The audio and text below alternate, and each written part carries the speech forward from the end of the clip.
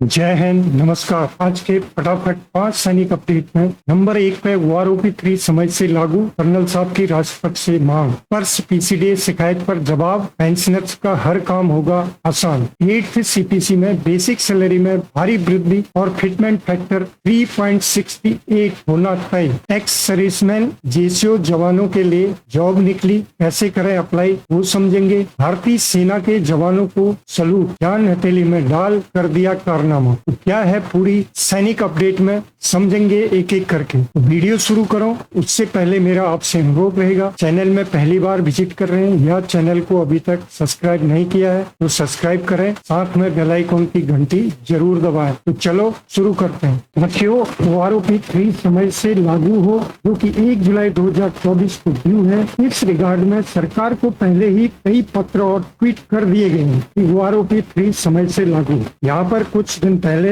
Lieutenant colonel R K. Bhardwaj retired, जो यहाँ पर आप देख पा रहे हैं, उन्होंने अपनी शिकायत ऑनरेबल प्रेसिडेंट ऑफ इंडिया से ट्वीट के माध्यम से कही है कि मैंने 20 मई और 25 जून 2024 को ट्वीट कर डिफेंस मिनिस्टर श्री राजनाथ सिंह जी को, डॉक्टर जितेंद्र सिंह जी को, सेक्रेटरी ईएसडब्ल्यू को, डिफेंस अकाउंट को, एडीजीपीआई को, इंडियन एयरफोर्स एमसीसी को, नेवी एक्स सर्विसमैन को, सारों को ट्वीट करके यह जानकारी दी थी और रिक्वेस्ट की थी कि वारोपी 3 समय से लागू हो। किसी से भी जवाब अभी तक नहीं मिला है दोस्तों, ये बहुत बड़ी बात है। इन्होंने प्रेसिडेंट को ये ट्वीट कर दिया और उनसे मांग कर दी कि क्या कहा उन्होंने, पैरा 2 में उन्होंने बताया हुआ है और क्या उसमें लिखा था। ये पूरा लेटर आपको आगे मैं दिखाऊंगा, उसके अंदर क्या लिखा हुआ है ये इन्होंने अटैच करके ऑनरेबल प्रेसिडेंट ऑफ इंडिया को कहा। Madam president is requested to advise government of India, ministry of defence to implement वारोपी 3 with effect from 1st July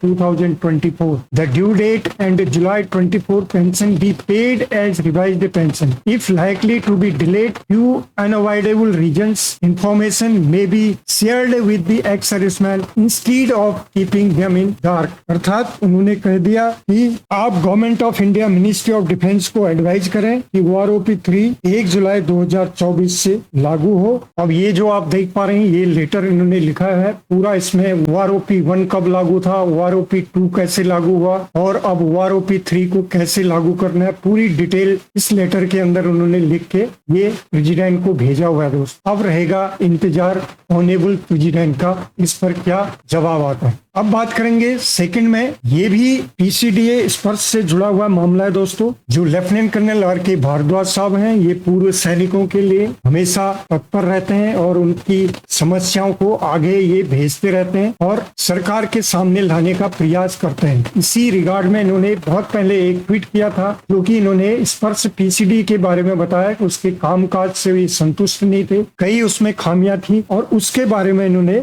लिखा हुआ था। अब उसका जवाब ये आ गया जून 23 को, जो कि इन्होंने ट्वीट में ये अटैच करके दिखाया हुआ है आपको। इसमें स्पर्श की नाकामी के बारे में स्पर्श पीसीडीए को चिट्ठी लिखा था, अभाव के कारण पूरी सुविधा नहीं ले पा रहे हैं, काफी परेशान होते हैं। उसी का जवाब चिट्ठी के माध्यम से स्पर्श पीसीडीए ने ये भेजा है। स्पर्श ने कहा कि स्पर्श पर सुचारू रूप से कार्य हो रहा है तथा उसमें आने वाले समस्याओं को त्वरित गति से दूर करते हुए कार्य संपादित करने का प्रयास किया जा रहा है। तो यहाँ पर अब इन्होंने ये लेटर के माध्यम से आश्वासन दिया है दोस्तों कि आने वाले समय में स्पर्श सुचारू रूप से काम करेगा और किसी भी पेंशनर्स को कठिनाई का सामना नहीं होगा। यहाँ पर इन्होंने ये लिखा है। अगली अपडेट में बात करेंगे 8th pay commission. All India railway men's federation के जनरल सेक्रेटरी शिव कुमार मिश्रा साहब ने 11 जून को ऑनरेबल प्राइम मिनिस्टर और 21 जून को ऑनरेबल फाइनेंस मिनिस्टर को चिट्ठी लिखा है और 9 मांगे उन्होंने की थी कि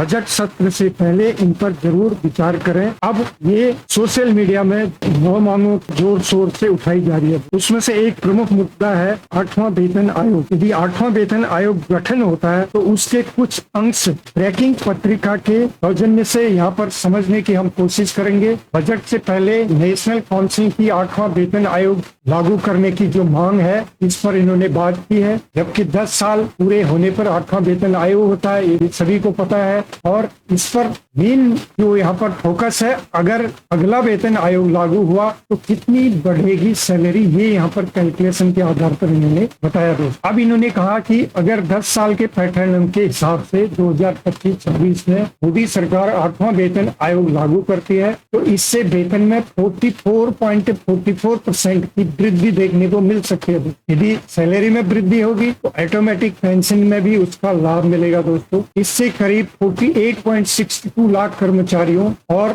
67.85 लाख पेंशन भोगियों को लाभ मिलेगा। 8वां वेतन आयोग में लागू होते ही फिटमेंट फैक्टर 2.5 सेंट से बढ़कर 3.68 हो जाएगा। इससे न्यूनतम वेतन 18,000 से बढ़कर 26,000 हो सकती है दोस्तों। तो यदि यहाँ पर आप जैसे इन्होंने कैलकुलेशन किया 2.5 सेंट फीसदी के बाद अगर इसे बढ़ाकर 3.68 यानी कि फिटमेंट फैक्टर की बात हो रही तो ये कैलकुलेशन इन्होंने किया है, इसका आपको 95,680 की न्यूनतम सैलरी हो जाएगी दोस्तों। अगली अपडेट में बात करते हैं जॉब वैकेंसी के बारे में। एक्स सर्विसमैन, जीसीओ वर्क्स और उसके इक्विवेलेंट जो भी साथी हैं उनके लिए जॉब की अपॉर्चुनिटी निकली है जो कि डीजीआर के द्वारा ये निकाली गई। इसमें तरह तरह की वैकेंसी है, यहाँ पर आप देख पाएंगे। ऑनलाइन वेबसाइट में आप जाएंगे और यहाँ से आपने डाउनलोड करना है, उसमें टर्म एंड कंडीशन कहाँ के लिए जॉब है, कैसे आपने अप्लाई करना है, तो पूरा इसमें दिया गया है। इसमें कुछ गवर्नमेंट जॉब है और कुछ प्राइवेट जॉब है, ये आप यहाँ पर देख सकते हैं। इसको समझने के लिए आपने अपने गूगल में डीजीआर की साइट में चले जाना है। यहाँ पर आप जैसे ही आप जाएंगे तो ये जो भी आपको जॉब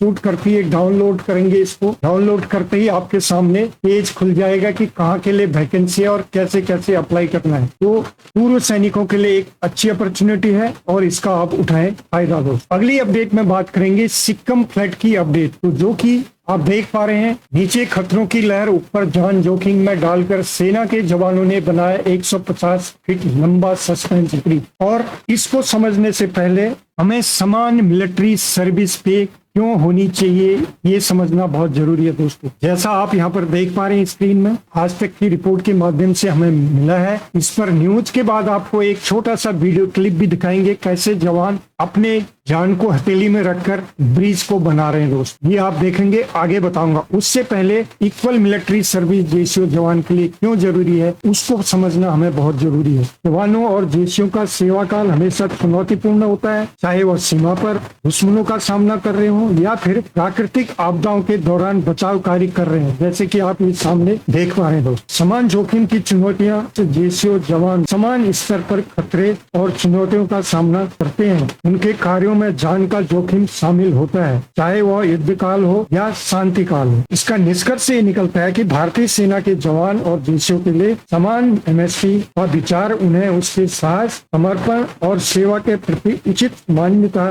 देने का एक तरीका है। यह न केवल उनके मनोबल को ऊंचा उठाएगा बल्कि सेना की दक्षता और प्रभावशीलता में भी सुधार लाएगा।